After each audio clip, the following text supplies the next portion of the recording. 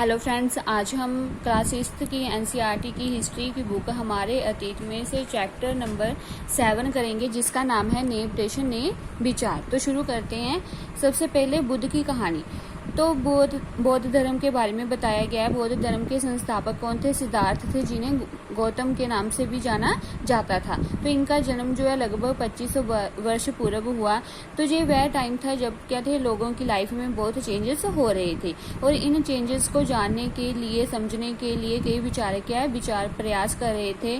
तो उन्होंने जीवन के सच्चे अर्थ को जानने की भी इच्छा वह रखते थे।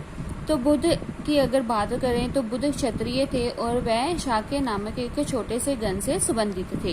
तो युवा अवस्था में बुद्ध ने जो है ज्ञान की खोज में घर के सुखों को छोड़ दिया था, और वह अनेक वर्षों तक भ्रमण करते रहे। तो अंत में उन्होंने स्वयं ही ज्ञान प्राप्ति का रास्ता ढूंढा। इसके लिए उन्होंने बौद्ध ज्ञान, जो कि बिहार में है, एक पीपल के नीचे उन्होंने कई दिनों तक तपस्या की, और यही उन्हें बौद्ध ज्ञान में ज्ञान की प्राप्ति हुई, और इसके बाद वह बुद्ध के रूप में जाने लगे। तो जहाँ से वाराणसी के निकट एक स्थान है सारनाथ। तो सारनाथ में उन्होंने अपना जो है पहला उपदेश दिया था, और इनकी मृत्यु जो है कुशीनारा में हुई थी। तो कुशीनारा में मृत्यु से पहले का जो शेष जीवन है, इन्होंने पैदल ही एक स्थान से दूसरे स्थान की यात्रा करके लोगों को शिक्षा देने में व्यतीत किया था। आगे है, बुद्ध ने क्या शिक्षा दी थी कि इन्होंने यही शिक्षा दी कि जो हमारा जीवन है वह क्या है, कष्टों और दुखों से भरा हुआ है, और इन्हीं कष्टों और दुखों का कारण क्या है, हमारी इच्छा और हमारी लालसा। मनुष्य को जो चाहिए वह अगर मिल भी जाता है तो वह फिर भी क्या है, संतुष्ट नहीं होता, उसे अधिक वस्तुओं की इच्छा रहती है। तो इसी इच्छा को, लिप्सा को, जो बुद्ध ने तन्हा कहा है, जिसका अर्थ है तृष्णा। तो बुद्ध ने शिक्षा दिया है कि हम क्या आत्म संयम अपनाकर ऐसी लालसा से मुक्ति प्राप्त कर सकते हैं। आगे उन्होंने लोगों को दयालु होने की शिक्षा दी है, और दयालु जो मनुष्यों के साथ साथ जानवरों के जीवन का भी आदर करने की उन्होंने शिक्षा दी है।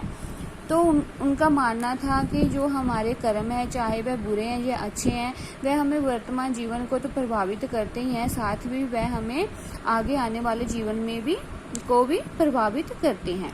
तो अगर बुद्ध की शिक्षा की भाषा की बात करें तो इन्होंने अपनी शिक्षा जो है वह प्राकृत भाषा में दी। प्राकृत भाषा जो उस समय के लोगों की आम बोलचाल की भाषा थी। तो बुद्ध ने लोगों को यही शिक्षा दी कि वह केवल उनकी शिक्षाओं को ऐसे स्वीकार ना करे, बल्कि अपने विवेक से उन्हें समझे और मापे, तभी उनकी शिक्षा को अपनाए। तो आगे जहाँ पर देखिए, एक किस्सा गौतमी की कहानी है जो बुद्ध के जीवन से संबंधित है। इसमें क्या है, किसा गौतमी नामक एक स्त्री है जिसके पुत्र की मृत्यु हो जाती है, और वह मृत्यु बच्चे की जो शव है वह गोद में उठाकर इधर उधर घूमती है कि कोई उसके पुत्र को जीवित कर दे। तो ऐसे ही वह बुद्ध के पास पहुंचती है। तो बुद्ध उसे कहते हैं कि मुझे एक मुट्ठी जो सरसों के बीज लाकर दे, तो मैं तुम्हारे पुत्र को जीवित कर देता हूँ। तो इसमें वो बहुत प्रसन्न होती है, लेकिन जैसे ही वह जाने लगती है तो बुद्ध उसे रोककर कहते हैं कि ये जो सरसों के बीज ऐसे घर से लेकर आने हैं जिस घर में कोई मृत्यु ना हुई हो। तो किसा गौतमी जो है जैसे एक दरवाजे से दूसरे दरवाजे जाती है, तो वह क्या पाती है कि हर घर में किसी न किसी की मृत्यु हुई है। तो ये किसा गौतमी की कहानी जो बुद्ध के जीवन से संबंधित है। आगे है उपनिषद। तो उपनिषद के बारे में बताया गया है। तो जिस समय जो है बुद्ध उपदेश दे रहे थे, उसी समय या उससे पहले दूसरे स्थान पर क्या है, अन्य चिंतक थे, वह कठिन प्रश्नों के उत्तर ढूंढने का प्रयास कर रहे थे। तो वह ये जानना चाहते थे कि मृत्यु के बाद कोई जीवन होता है, या अन्य जो यज्ञ हम करते हैं उनकी कोई उपयोगिता होती है। तो ऐसे जो अधिकांश लोग चिंतक ये मानते थे कि विश्व में कुछ तो ऐसा होता है जो स्थायी है और जो मृत्यु के बाद भी बचा रहता है। तो उन्होंने इसका वर्णन किया, इसे आत्मा या ब्रह्म अथवा सार्वभौम आत्मा के रूप में किया है। तो वह मानते हैं कि जो आत्मा है और ब्रह्म है वह एक ही है। तो कई विचारों का संकलन हुआ जो उपनिषद में हुआ। उपनिषद जो क्या है, उत्तर वैदिक ग्रंथों का एक हिस्सा है। अगर उपनिषद के शाब्दिक अर्थ का हम बात करें तो इसका अर्थ होता है गुरु के समीप बैठना।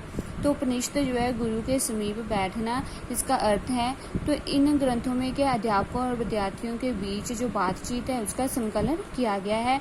तो ये क्या है, एक वार्तालाप के रूप में प्रस्तुत किए गए हैं। तो ये वार्तालाप जो चर्चाएं होती थी इसमें अधिकांश क्या है, पुरुष ब्राह्मण होते थे या राजा होते थे। कभी कभी स्त्रियां, जो एक स्त्री जो विद्वान स्त्री गार्गी है उसका वर्णन भी इसमें मिलता है, जो कि राज दरबारों में होने वाले वाद विवाद में भाग लेती थी। अगर हम निर्धन व्यक्ति की बात करें तो वह वाद विवाद में क्या है, बहुत कम दिखाई देते थे। और एक इस तरह का एक प्रसिद्ध अपवाद है सत्यकाम जबाल। तो सत्यकाम जबाल जो उसका नाम क्या है, उसकी दासी माँ के नाम पर पड़ा है। तो उसकी माँ दासी थी तो उसी के नाम पर इसका नाम पड़ा सत्यकाम जबाल। तो उसे भी बड़ी जिज्ञासा थी, वह भी सत्य को जानने की इच्छा रखता था। तो गौतम नामक एक ब्राह्मण ने उसे अपना विद्यार्थी के रूप में उसे स्वीकार कर लिया और वह आगे जाकर क्या एक प्रसिद्ध विचारक के रूप में प्रसिद्ध हुआ। आगे देखिए, व्याकरणविद पाणिनि। तो इसी समय में क्या है, अनेक विद्वान हुए जिन्होंने अनेक खोजें की। तो पाणिनि ने क्या है, इस समय में क्या किया, संस्कृत भाषा की व्याकरण की उन्होंने रचना की थी। तो उन्होंने स्वरों तथा व्यंजनों को एक विशेष क्रम में रखकर इसके आधार पर सूत्रों की रचना की थी। तो व्याकरण की रचना किसने की थी, पाणिनि ने की थी। आगे देखिए जैन धर्म। इसके आगे जैन धर्म। तो जैन धर्म जो है, अगर जैन धर्म जो है ये लगभग 2500 वर्ष पूर्व इसकी जो स्थापना है, इसका जो प्रसार है 24वें तथा अंतिम तीर्थंकर वर्धमान महावीर ने इसका प्रसार किया था। तो जैन धर्म जो है इसके 24 में जहाँ हम कह सकते हैं कि अंतिम तीर्थंकर कौन थे, वर्धमान महावीर। तो वह वज्जी संघ के जो है लिच्छवी कुल के क्षत्रिय राजकुमार थे। तो उन्होंने, महावीर जैन ने क्या है, 30 वर्ष की आयु में अपना घर छोड़ दिया था और लगभग 12 वर्षों बाद उन्हें क्या है, कठिन तपस्या के बाद ज्ञान की प्राप्ति हुई थी। तो उनकी शिक्षा बड़ी सरल थी। तो जो भी सत्य जानने की उनका मानना था कि जो स्त्री या पुरुष सत्य जानना चाहता है उसे अपना घर छोड़ देना चाहिए। तो उन्होंने अहिंसा के जो कड़े नियम में उन्हें पालना करने के लिए उन्होंने शिक्षा दी। उनका मानना था कि हमें किसी भी जीव को क्या नष्ट नहीं करना चाहिए, सभी को किसी की हत्या नहीं करनी चाहिए, सभी को जीने का अधिकार है और सभी को अपना जीवन प्रिय होता है। आगे महावीर ने जो शिक्षा है, इन्होंने भी जो अपनी शिक्षा प्राकृत भाषा में दी, क्योंकि ये साधारण जन की भाषा थी और इसे लोग आसानी से समझ सकते थे। तो अगर प्राकृत भाषा की बात करें तो ये अलग अलग देश के अलग अलग हिस्सों में अलग अलग रूप में प्रचलित थी। जैसे कि अगर हम मगध में बोले जाने वाली प्राकृत भाषा की बात करें तो मगध में इसे मागधी कहा जाता था। जैन धर्म के अगर शिष्यों की बात करें, अनुयायियों की बात करें तो वह भोजन के लिए क्या भिक्षा मांगकर वह सादा जीवन व्यतीत करते थे और उन्हें पूरी तरह ईमानदार होना पड़ता था और वह चोरी वगैरह जो ना करने की उन्हें सख्त हिदायतें दी जाती थी। इसके अलावा वह ब्रह्मचार्य का जीवन का पालन करते थे और जो पुरुष हैं उन्हें अपने सारे वस्त्रों के साथ अपना सब कुछ दान करना पड़ता था। तो ये जो जैन धर्म के जो नियम थे ये बड़े कड़वे थे, तो इसलिए अधिकांश व्यक्ति के इन नियमों का पालन करना उन्हें बड़ा कठिन लगता था। लेकिन फिर भी हजारों जो व्यक्ति हैं उन्होंने इस नई जीवन शैली को जानने के लिए अपने घरों को छोड़ दिया और कई जो लोग हैं अपने घरों में रहकर उन्होंने जैन धर्म के भिक्षु और भिक्षुणियों को भोजन प्रदान करने में उनकी सहायता की।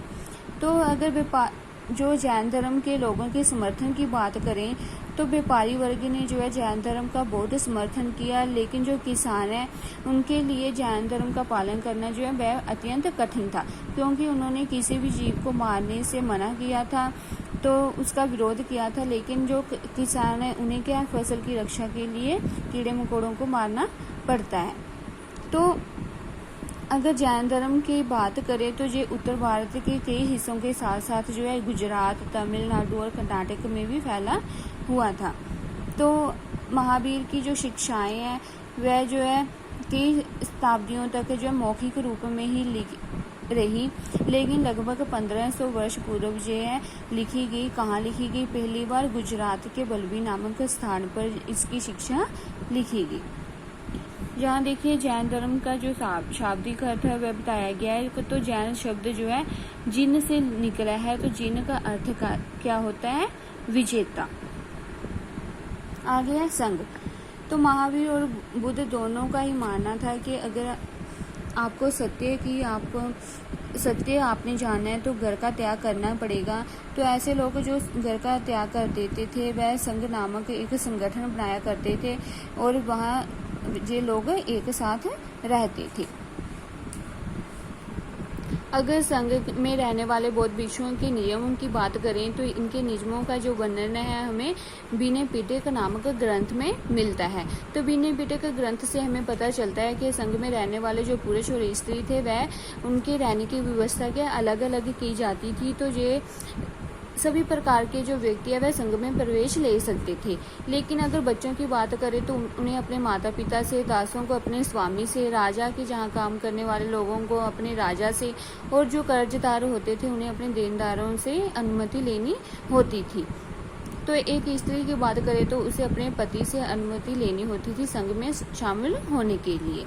तो संघ में जो प्रवेश करते थे वह अपना जो है बड़ी सिंपल लाइफ वह व्यतीत करते थे। वह अपना जो ज़्यादातर समय वह क्या ध्यान में लगाते थे और एक निश्चित समय पर वह शहरों और गाँव में जाकर भिक्षा मांगते थे। यही कारण है कि उन्हें भिक्षु तथा भिक्षुनी कहा जाता था। भिक्षु और भिक्षुनी जो शब्द है ये प्राकृत भाषा के शब्द है जिसका अर्थ होता है साधु और भिखारी। तो ये लोग आम लोगों को शिक्षा देते थे और एक दूसरे की जो सहायता किए करते थे। अगर संघ में प्रवेश करने वाले लोगों की बात करें तो हर तरह वर्ग के लोग होते थे, जिसमें ब्राह्मण, क्षत्रिय, व्यापारी, मजदूर, नाई, गणिकाएं तथा दास शामिल होते थे। तो संघ में रहने वाले कई लोगों ने जो है बुद्ध की शिक्षाओं के बारे में लिखा है और कुछ लोगों ने जो है अपने संघ के जीवन के विषय पर सुंदर कविताओं की रचना की गई है। आगे विहार। तो विहार क्या ये शरण स्थल है जहाँ पर जो है भिक्षु भिक्षुनी रहते थे।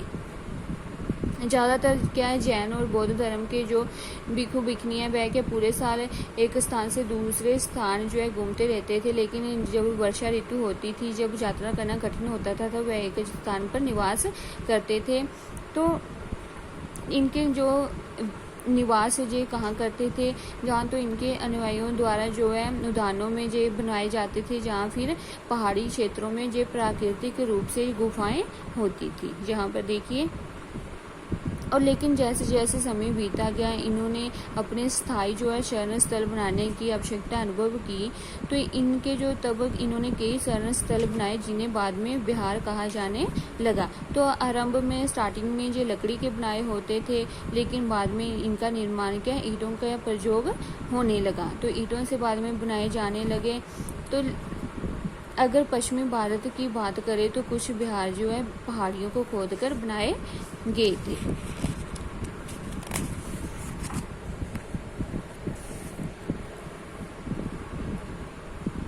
फिर उसके बाद जो है कोई धनी व्यापारी या राजा होता था या कोई भूस्वामी वह क्या जमीन जो है वह दान में भूमि दान में दे देता था, उस पर विहार का निर्माण होता था। तो स्थानीय जो लोग होते थे वह क्या इनके लिए भोजन, वस्त्र, दवाइयाँ लेकर आते थे और जिसके बदले ये लोगों ने शिक्षा देते थे। और